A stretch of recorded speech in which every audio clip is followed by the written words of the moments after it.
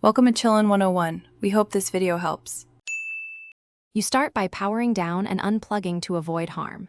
First, remove the monitor or device from its stand if safe. This lets you isolate mechanical causes.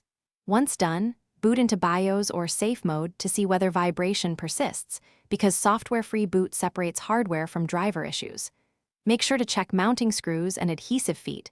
Loose fittings often transmit vibration. If vibration is present only in OS, note that and prepare for software and driver steps next.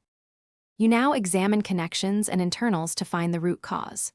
Start by reseating or swapping the display cable and trying a different input port, because a failing cable can cause electrical flicker that feels like vibration. Next, test another power outlet or remove surge protectors to rule out power instability.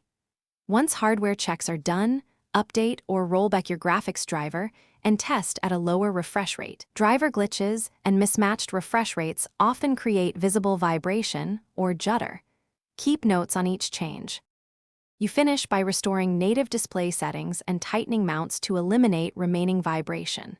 Set resolution and refresh rate to the panel's native values, then power cycle the device and observe. If the unit has internal fans or speakers, check for resonance against the frame and add damping or replace parts as needed. Once done, test with an external monitor to confirm whether the issue is panel-specific. If problems persist, boot in safe mode and seek professional repair. Those steps diagnose whether it's hardware failure or a stubborn driver conflict. Thanks for watching. Consider subscribing if we helped you.